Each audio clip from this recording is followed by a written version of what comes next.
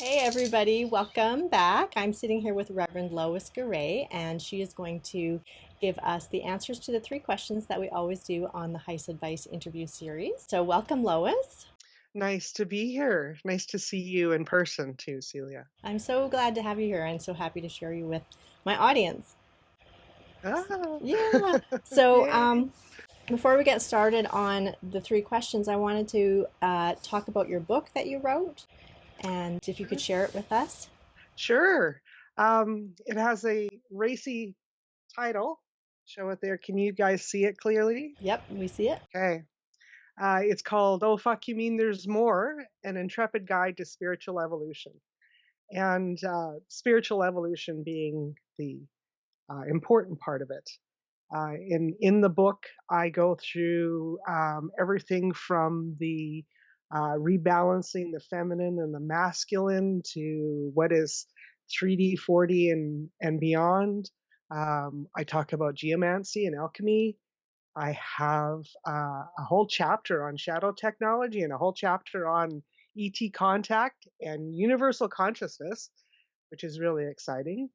And then I have where a section or a whole chapter where Celia is one of three people that I interviewed, and we talk about the connection between spiritual evolution, spirituality, and the sustainability of the planet in environmental consciousness issues. And then after that, I do the final closing chapter is on empath. It's such a great book, and it's so important, I think, for anybody that is interested in ET contact to understand that basically it is like a portal.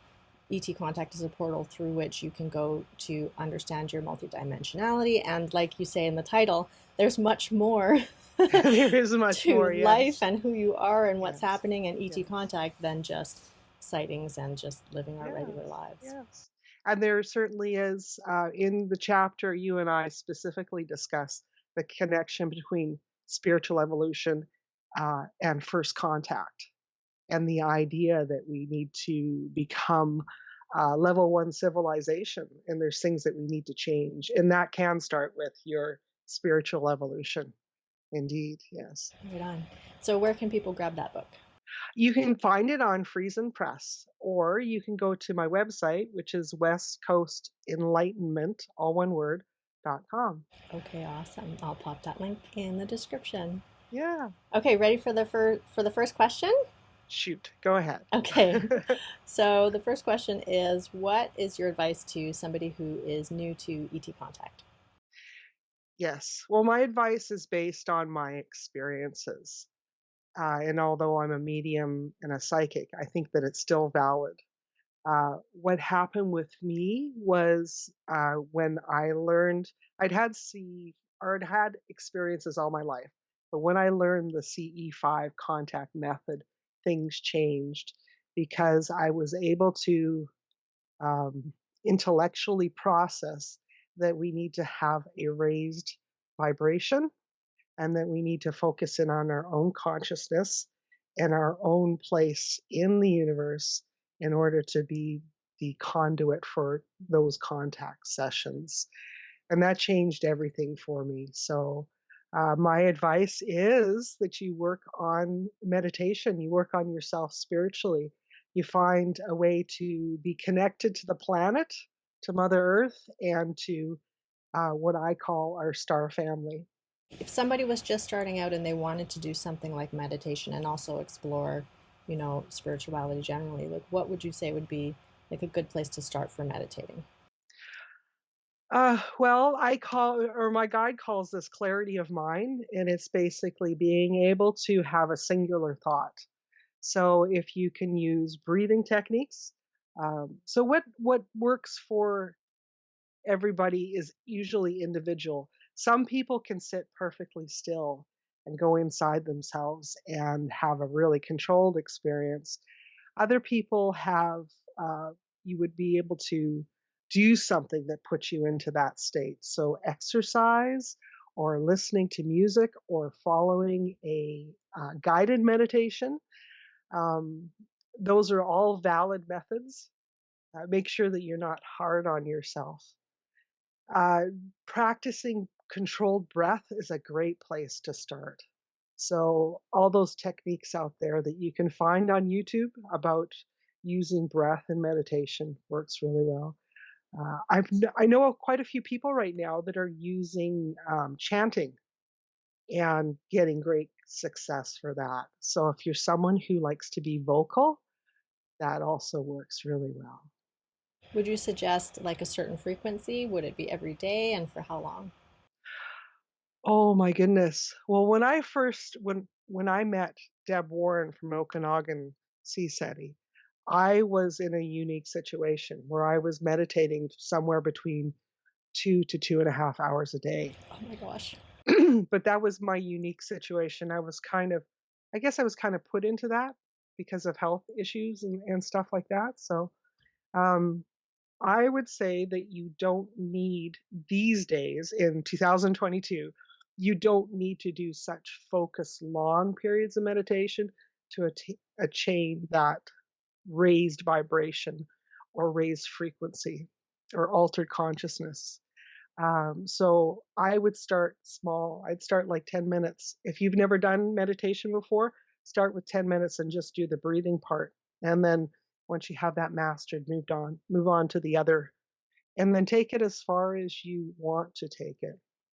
I don't see it needing to be any more than 30 minutes these days a day. Yeah. That's interesting. Do you think that's because of the kind of like accelerated energies that we're experiencing, or what is it? Yeah. So everything has changed. For me, the reference point is 2012. We started to get upgrades. Um, I I kind of I when I talk of it, I often say that we all were getting new hardware, and then we had to download the software in order to know where we were in the process of spiritual evolution. And because of those upgrades and because of those changes to us physically, um, we have been able to progress, and we're different now than when we were in the beginning of the 2000s, especially in the beginning of the 2000s. Yeah. Yeah. So everything's a little bit easier.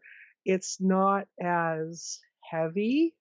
I don't know. Have you found this too, Celia? That um, gradually, and probably without us really knowing about it, unless we thought about it, it changed to a lighter version than something that was really heavy.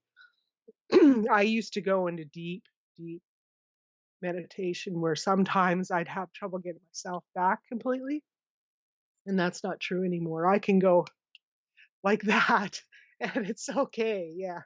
Yeah. You don't find that? You don't find that Well, it's, I'm personally not super attuned to energies, and it's something that I'm working on. I'm trying to have like positive language around that, but yes. because it's a skill, right? Some people are inborn with it, and some people have to work at it. And I'm kind of one of the have to work on it type of people. So I couldn't say that I've noticed it over the years changing, but definitely if we just looked at even things like the number of vegetarian restaurants in the city, right? Or Yes. right? Or people Yes. talking about yoga, or even the acceptance of ET contact as something that is Yes. real. Like that has shifted hugely in the last like 10 or 15 years. Yeah. There's more and more people who are on the census are checking the box other under religion. You Yeah. know, it's a growing group. Yeah. Yeah. Yeah. Okay, ready for the second question? Sure. So, second question is what is your average C5 or H.I.C.E experience like? Oh, usually these days, so I'm going to talk about where it started. Is that okay? Yeah, I'll please. give a little bit of a background here. Um, Before CE5, I would have random things that would happen, and they'd be anywhere from visual to auditory. So, for example, I had one encounter coming home from a Crystal Bowl concert. I think it was like 2 o'clock in the morning. I was driving from Cherryville, BC to Vernon, BC, and I was all alone in the truck. And I had various different things happen. And this is a common thread with me. I encounter deer quite often when there's ETs around. So a deer will show up. And it seems like maybe they're attracted to the energy, or maybe it's my star family giving me their version of a hello. I don't know. So the truck started slowing down uh, on its own when I was driving, and then a deer would jump out onto the road. So I was just going with the flow and letting the truck drive itself, basically. And then I got back to the highway on Highway 6, and I was driving on Highway 6 towards Lumby, BC, and this light appeared behind me that was about the size of a single headlight. And I thought, oh, it's a motorcycle. And I didn't think very much of it. But it kept following and it wasn't changing speed or anything. And then all of a sudden I realized it's a little bit too high for a motorcycle. This would be like, it's maybe 15, 20 feet up off the ground. That's not possible. So I pulled over in a parking lot at a golf course and the light stopped. It stayed the same distance behind me as it had been the entire time. So I opened the truck door and I looked out and I thought, do I get out and walk over there? But instead, my caution got the better of me and I yelled, no, I'm not going to see who you are. I'm shutting the door now and you can go. I've seen you. I'm saying hello, closing the door now, and I'm leaving and you can go on your own way. And it did. By the time I got around, I pulled out, and by the time I got around the next curve, the light was gone. Wow. So I started with things like that. That's a good grounding. Okay, this is the type of thing that I was having as an adult.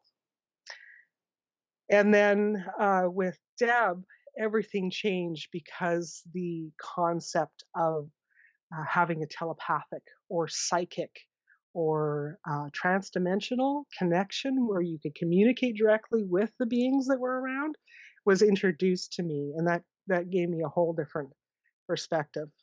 And they also introduced themselves to us that first night. Very, they were very trusting because they sent their children in. So I've had those initial experiences, and then when CE5 started, I had the introduction to it being a more telepathic, psychic connection. And we're going to jump forward to today. And what happens now is I don't necessarily get the big moment on CE5 nights because I'm usually the person running them. So I don't go deep. I pay attention and I'm creating sacred space and trying to promote everybody else having their experience. But I do have my experiences at random on different days during the month. They can be anything from auditory to remote viewing. I've had out of body experiences with them lately. Um, and I've had visual encounters during the daytime where I'll see something and I know for sure it's a ship. I usually check. I see something in the sky and I say telepathically, or even out loud if I'm alone, I'll say, okay, give me something so that I know this is just not a bird really high up there or an airplane or something that is not that is of this world. Show me if you're not of this world. And I will usually get something that happens. Like it'll drop down drastically in a very short period of time, or it'll do back and forth or go around in circles or something like that. Cool. I've even had clouds when I was in 2017 when I was in a place called Headley, Newfoundland, and this is the area they introduced the moose to Newfoundland, so it's famous for that. Once again, I was all alone. Robert and I were living out of our motorhome at that time, so we were doing a transient thing as they finished his contract with Ballard Construction. And I got into the vehicle, my Ford Escape, and I looked out the front window, and there was these three puffy clouds. And then all of a sudden, they started doing random things. They would all disappear, and then one would show up over here, and then another one down there, and another one over there. And I was like, "Those aren't clouds, are they?" That's some sort of communication with me, letting me know that they can also present themselves in that manner.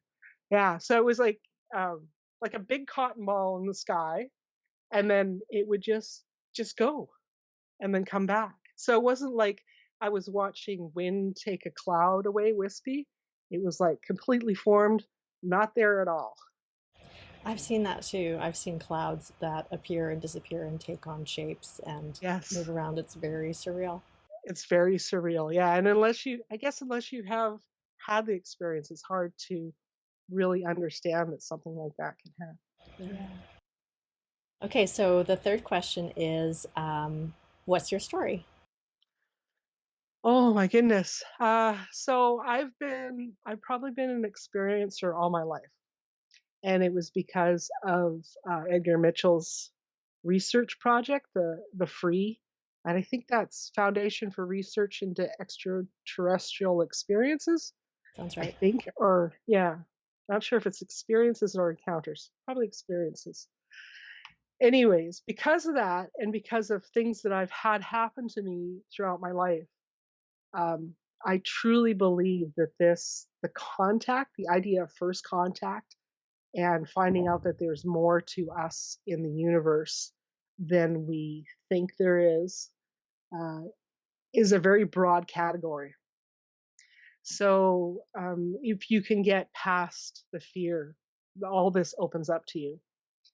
I have also got a predisposition for mediumship that I've had all my life. So some of the things that happened to me when I was a child, as early as 3, were medium experiences where I'd have an encounter with somebody. So my earliest memories with extraterrestrial contact are from 3, and I have this snapshot image of being aboard a craft, and at 3, everything is up. So that's what I see when I focus in on that memory is everything's up. These beings are really tall. The counters, I can't see on top of the counters because I can only see the sides.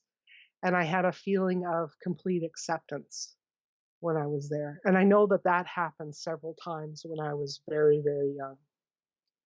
Um, Can I ask what type of beings they were? Were they light beings or a type of being that we recognize? they were humanoid and they were very Nordic or, Aryan. I know that's a tough word to use, but that's the best description I can give. Nordic and Aryan, yeah. Very tall, 7, 8 feet. Yeah, and very there wasn't very much variety in the faces and the appearance. They were very similar looking to each other. Interesting. Yeah. So one of the beings that I remember from being on board that craft ended up being my first guide that I had because he transitioned at some point and took on the role as my first spiritual guide that I used in my mediumship.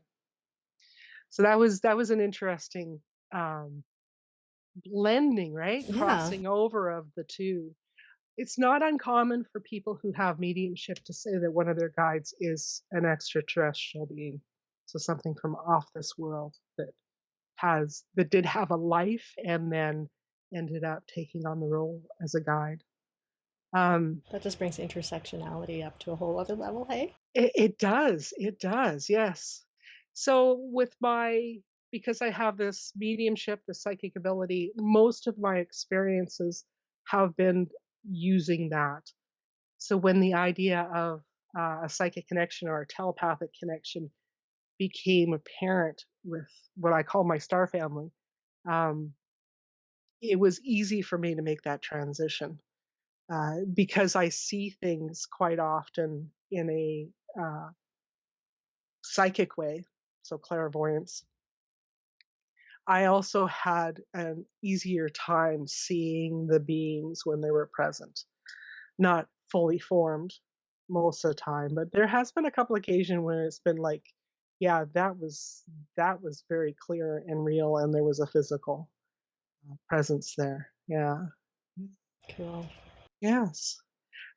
So I used to do readings a lot. I'm retired from that. I written the book, and currently I am doing a course that's a companion to the book, and Yeah, it will that's right. probably. Tell us about that. So you have it's a, like an online course that people can take. That's right, that's right. So I was doing it with a test audience, and I was doing live broadcasts. They're about an hour each, where I'd focus in on each chapter and take it a little bit further than I did in the book and give some deeper understanding. And also because I started writing the book in 2016 and then it wasn't published till 2020, I I had this opportunity to give an update for everything. So everything in the book is still relevant, but with 2022, well, the end of 2021 and the beginning of 2022, there was all this other stuff that could be added to it. So it's quite detailed, and it has. I've done a. I have a friend who was filming it for me, and he's also done audio recordings of each chapter, so you can listen to it. That is only available in the course. I'm not going to present it any other way. It comes with a copy of the book, and it's what I'm working on right now. Now that I've done all my broadcasts for the test audience, I'm working on creating a download so that you can have a workbook with every section and follow through with it that way.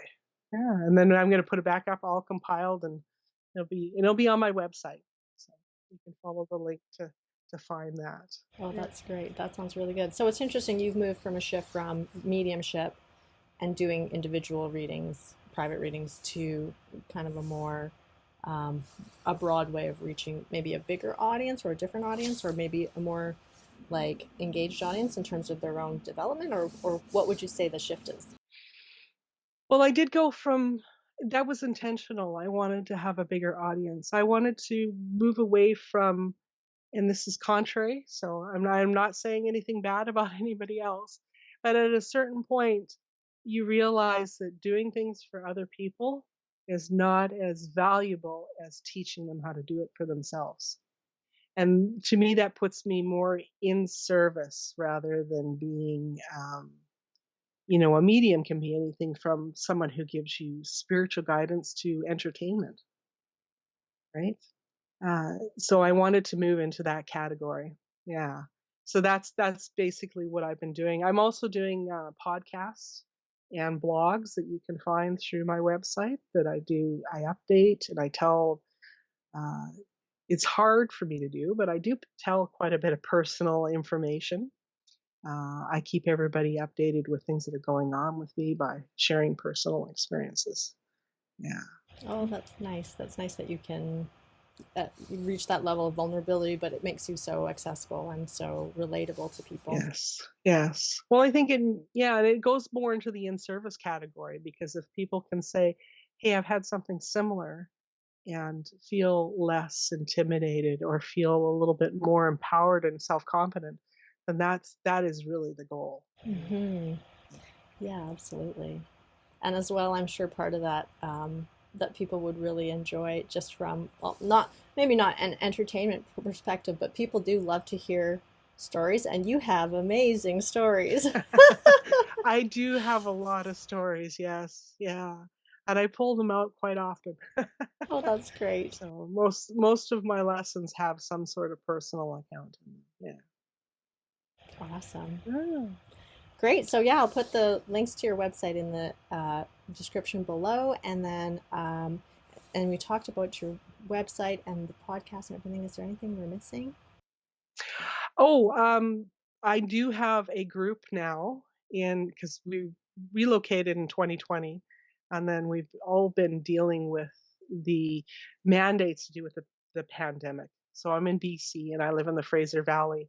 I do have a group now that has just started. We've done one CE5 night, and they're all very keen and encouraged to continue going. So if there's somebody in the Fraser Valley who's interested in being a part of regular CE5 nights, uh, they can get a hold of me through the website also. Very cool. Are you on the C5 group finder map yet? No, no, because this just kind of happened. Oh, wow. Very recent. Cool. We'll have to It get you in touch with Hunter. it turns out that there's a metaphysical store that's having the owners live on the property where the store is, and they've been having some really interesting experiences. So I, was talking to them about it and said, "Well, would you be interested in developing something and seeing if a group would work here?" Yeah, they've had everything from they can hear the crafts, they've had telepathic communication, and they have seen triangular crafts flying over the area Wow. and Wow. lightning and clear blue skies.